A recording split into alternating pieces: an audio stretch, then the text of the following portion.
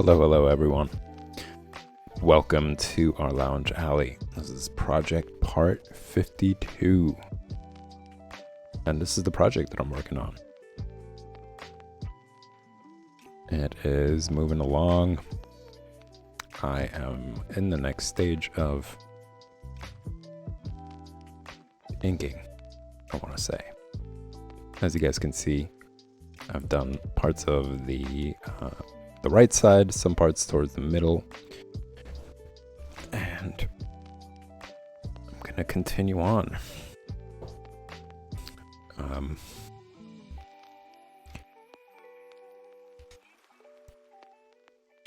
still kind of working on the lines here, because I do like, for instance, the line variation that you see here on her leg, as opposed to just having one consistent line going through the entire figure. And what I mean is like the thin and thickness of the lines.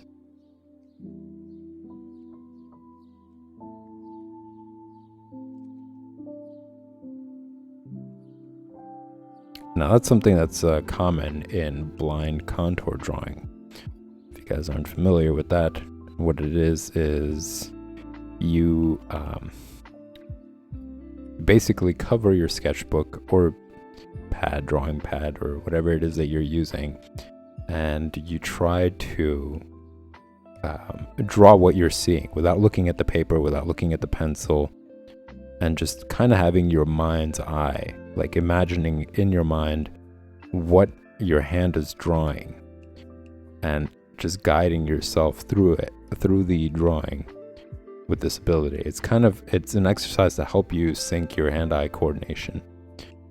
So whatever it is that you think, like what you're seeing on the figure, let's say it's a vase, you're drawing a vase, and you're drawing on the drawing pad, you're drawing parts of the vase, and you start with like the top rim.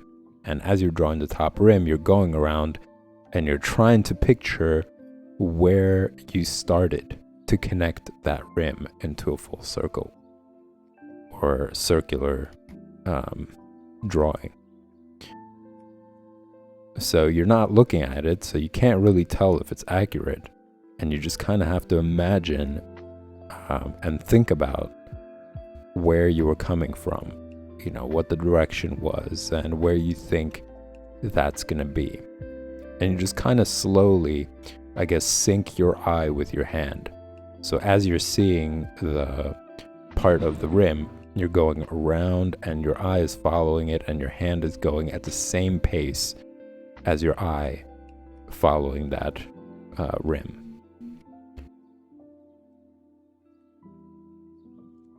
And that is supposed to help you train your hand-eye coordination, literally. And also, as I mentioned, your mind's eye, syncing your mind's eye, which is helpful when you're, let's say, working from imagination, right? If let's say you're picturing a pose in your mind. So whatever it is that you're seeing, you want to be able to draw it on paper.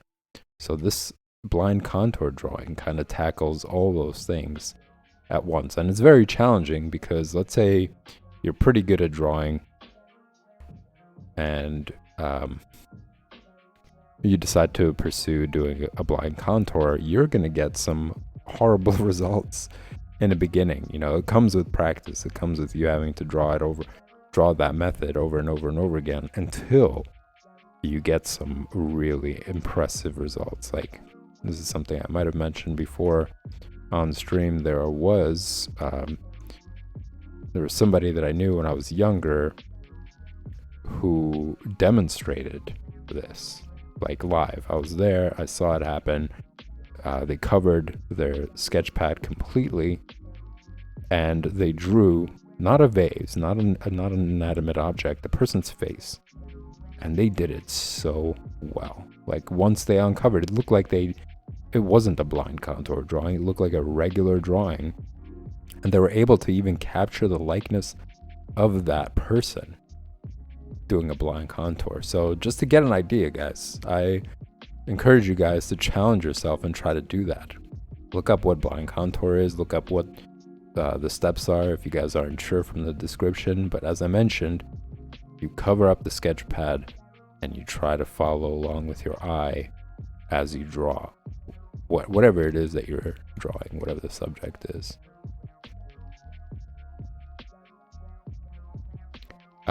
So yeah, take your time to do that, and then imagine being able to capture the likeness, completing the drawing, making sure that it looks right, and connecting everything together using that method. It's very challenging. So the fact that I saw them do that, I was like, wow, they draw a lot. You know, this person drew a lot, and granted they were older than me at the time, so they got more practice, but even still, it's not an age thing. It really is a matter of how much time you dedicate to drawing.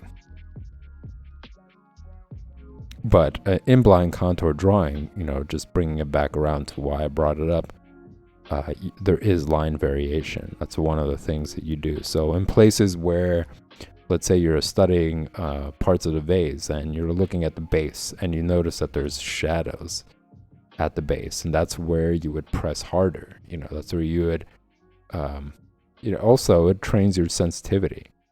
So you have to also think in terms of that. Like, okay, well, this is over here, I'm seeing that there's dark shadows underneath that vase. So now I'm going to press harder. I'm going to try to make that line thicker.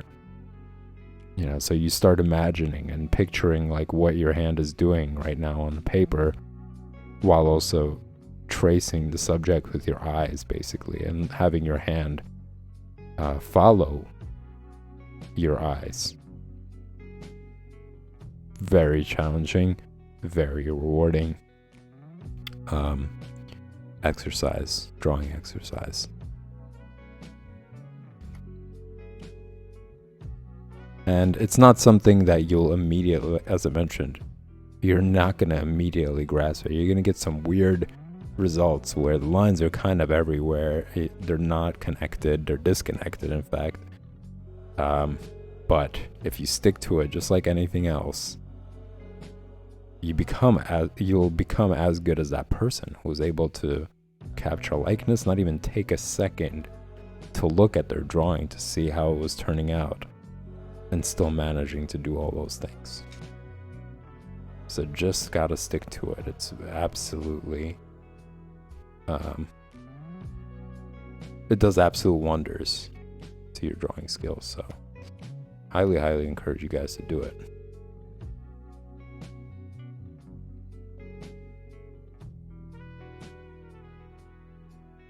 Yeah, so like part of me when I'm doing this drawing, I'm like,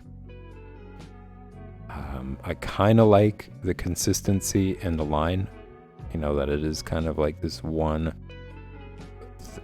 thin line kind of, but then looking at these parts right here, you know, like this line right here for the leg, it looks cool. It looks really good. I really enjoy that.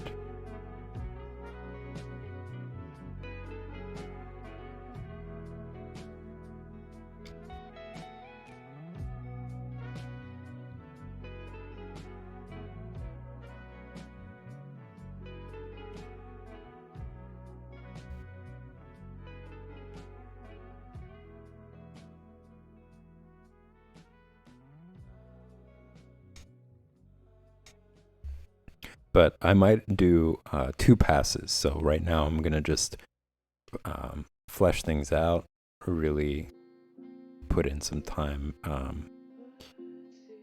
in inking, bringing everything together,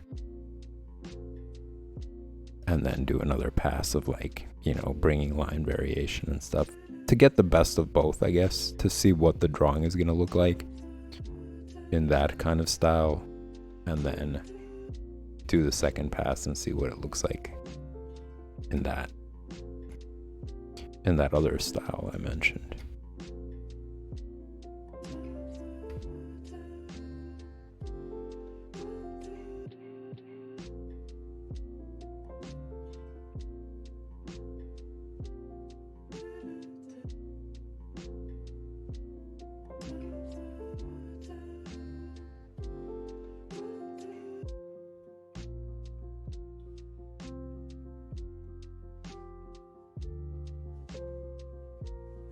gonna skip this one, Pretzel. Thanks, but I'm gonna go with something else.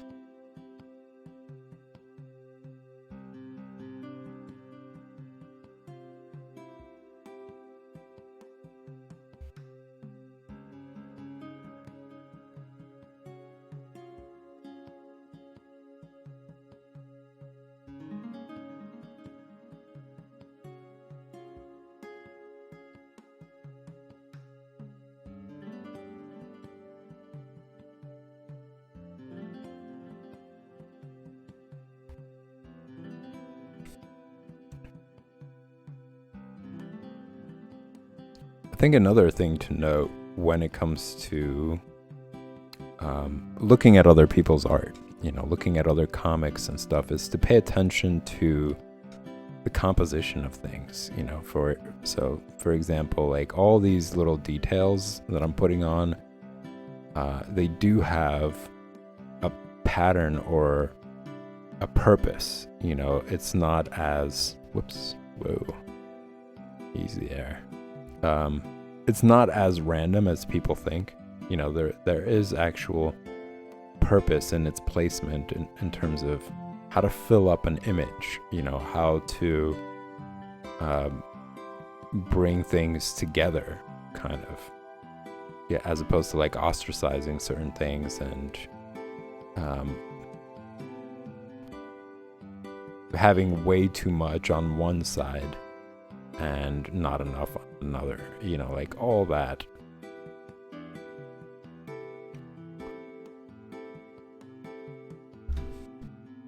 It really does play an important role. I'm gonna see if I could bring up what I had before.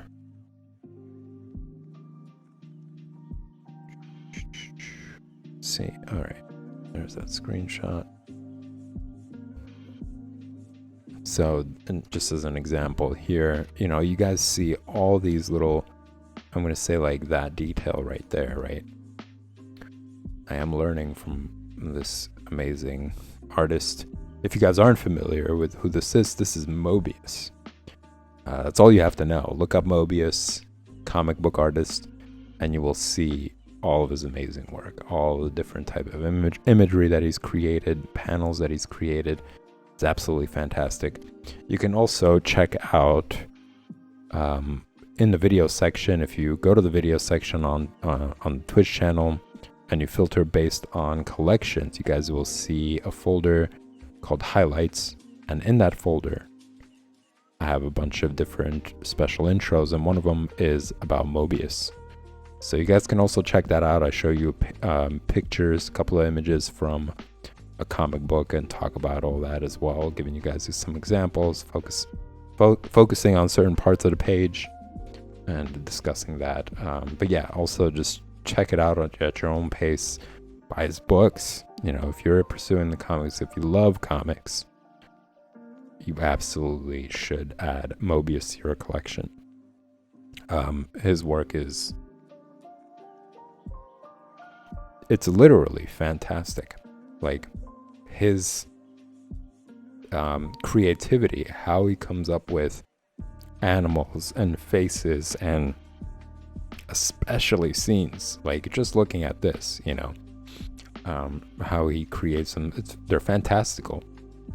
The buildings,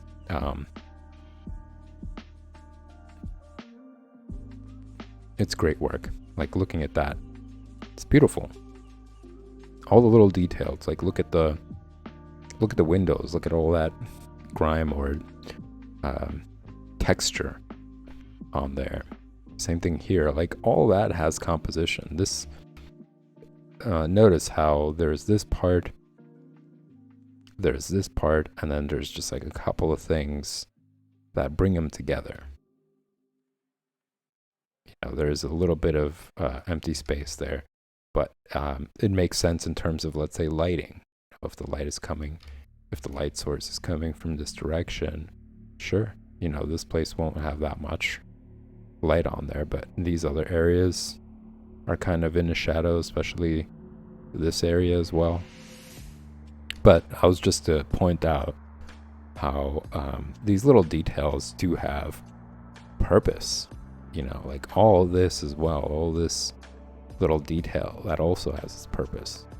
You know, having to have these little areas that tend to be a little bit darker than, let's say, the rest of the image. It's important. It fills up and kind of like thickens the scene, as opposed to having them all be exactly the same all around. So a lot of interesting combination there. And yeah, I'm trying to incorporate that a little bit into the drawing as well. I want to be able to add more texture, add more grit to the drawing. Because it is that kind of scene, you know, the environment suggests that.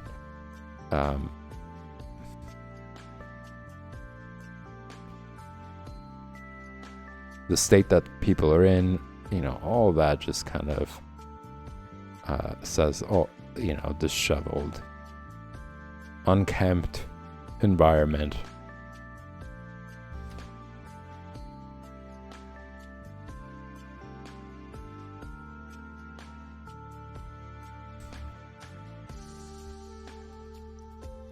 Gonna do some work on Porky's storefront.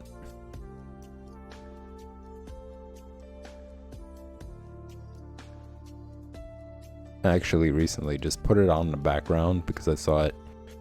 It was like it was in movies recently added or something, and I was like, all right, why not? It's awful. It's really stupid. But yeah, it's a really old school 80s movie about like college students basically, and kids growing up and doing a bunch of really dumb stuff.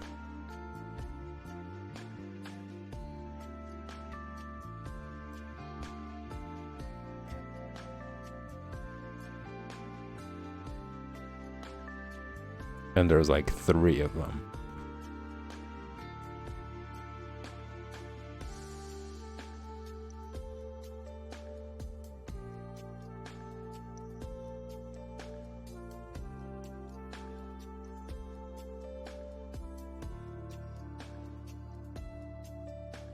Three movies, that is. It's like 1, 2, Porky's 1, 2, and 3. I think that the one that I put on was 3, but they're all just as bad.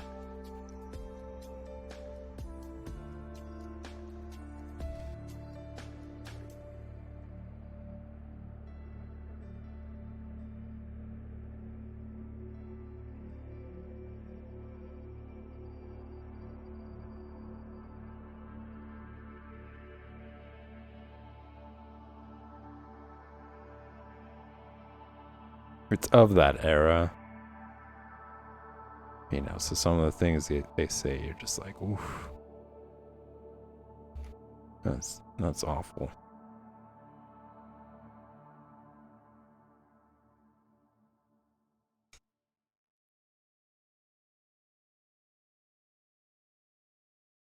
Come on. I don't remember what the problem is. It's not being zoomed in.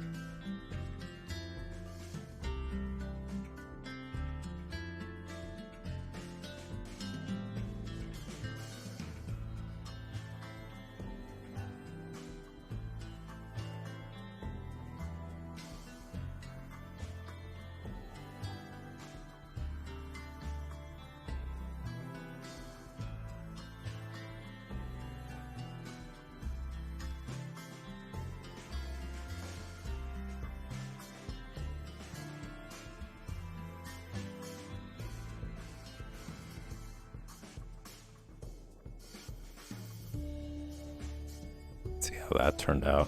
I can do better.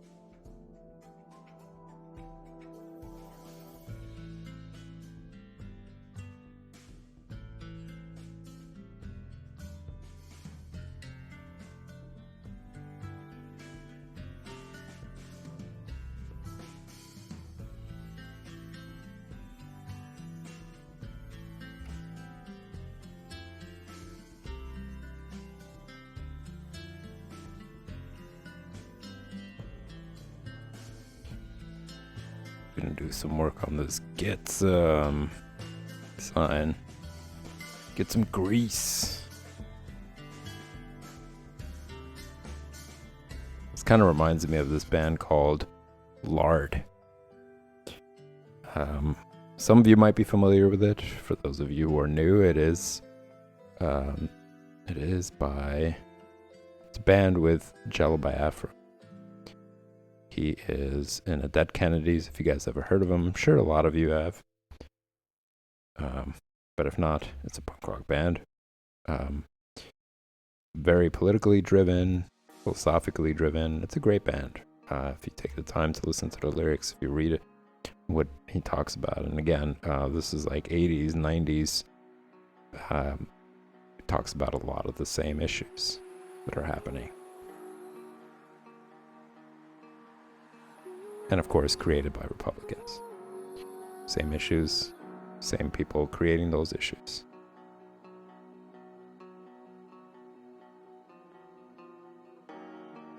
But yeah, it's a band and it's called Lard. I skipped this one.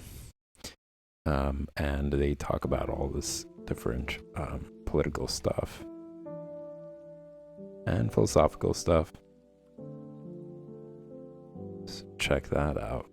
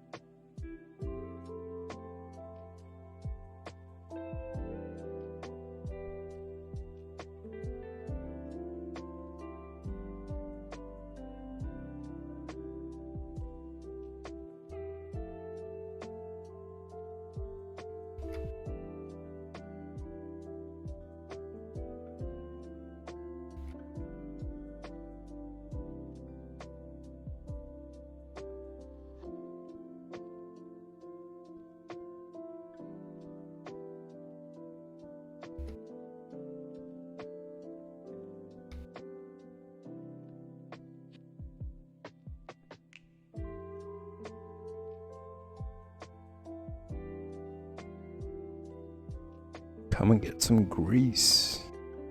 It's only $20.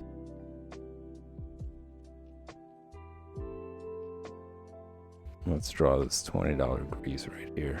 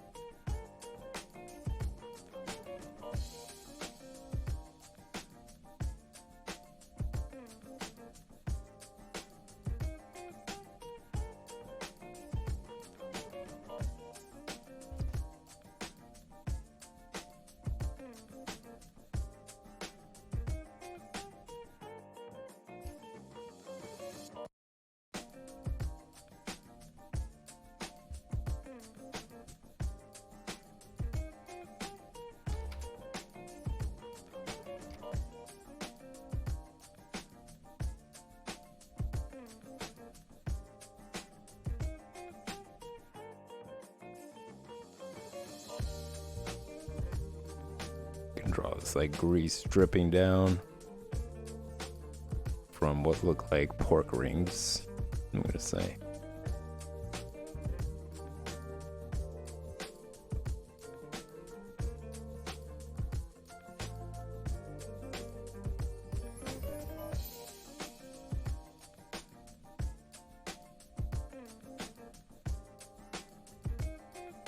Some grease marks.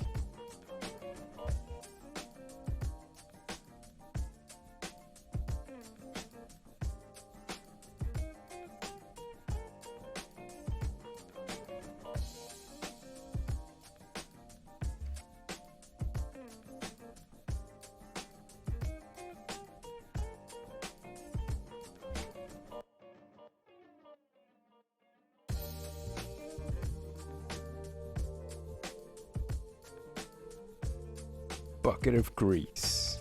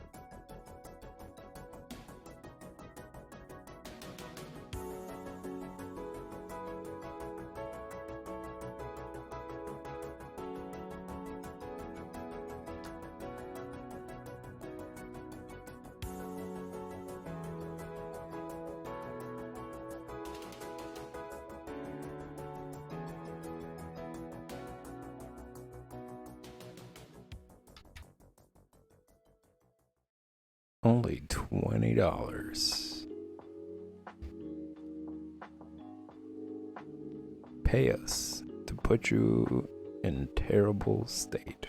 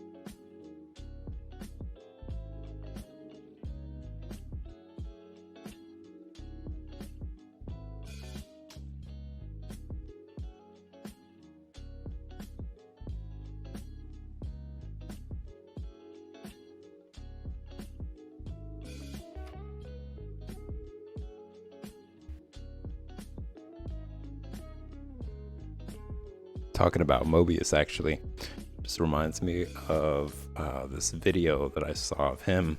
It was an interview. It was talking about his comics, particularly Blackberry.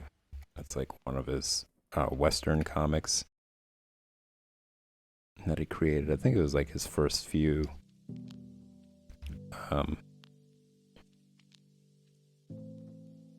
Or really like where he started, but I could be wrong. Anyways, that video is, that interview is great because it also shows a quick demonstration of him doing some illustration. So you get to see what that process is like. And it's also traditional. So I believe he was like using markers for color, which is something I haven't explored. I haven't tried Copex yet. And they're supposed to be pretty good. And like they're like the industry leading markers for coloring comics traditionally.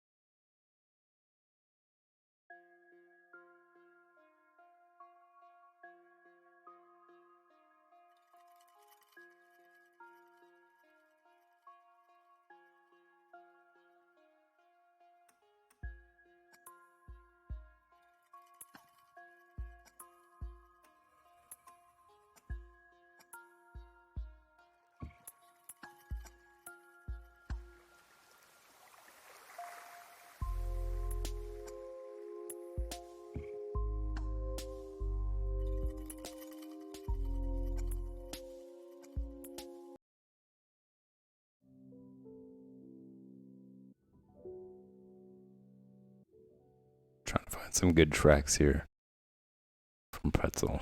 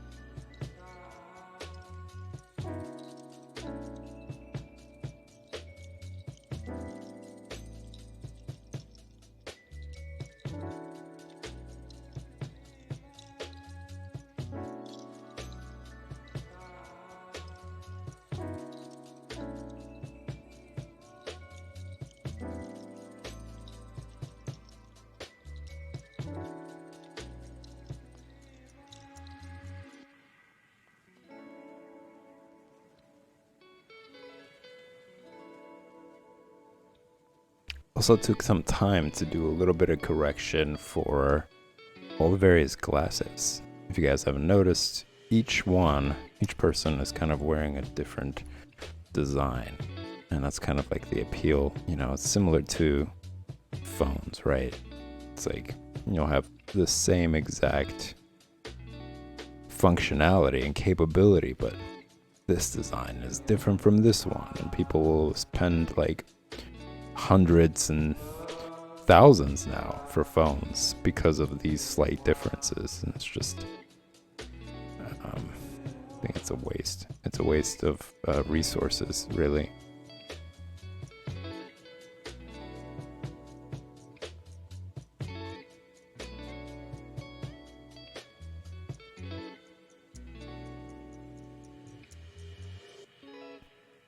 There's some things where variety is really important.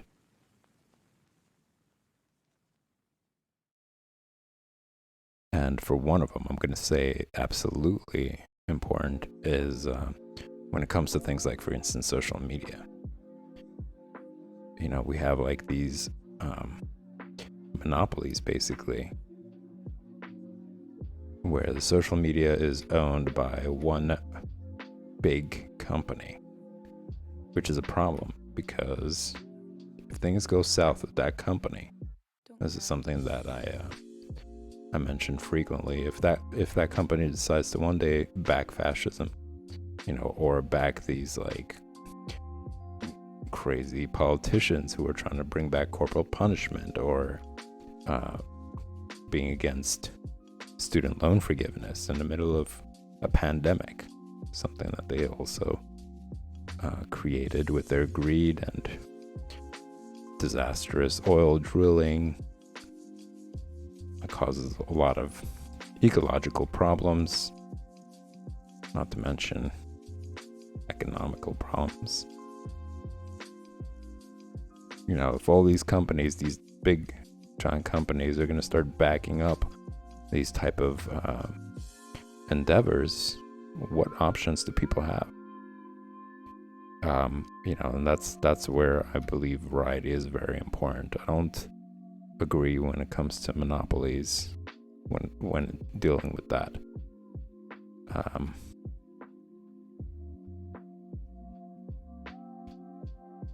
But just buying all these products that have very similar functions, just slight differences for the sake of just having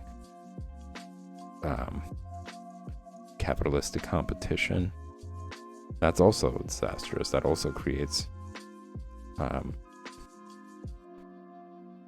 environmental disasters, because those phones aren't even designed to stay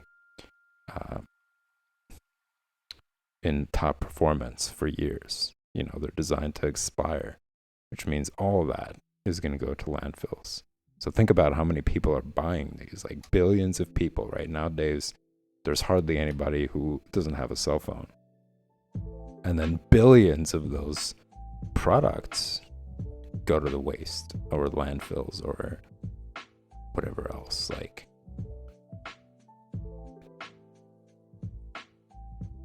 huge waste of money, huge waste of resources.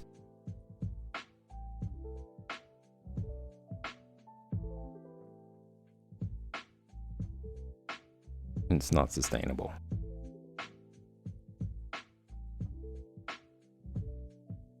Remember to vote, everybody.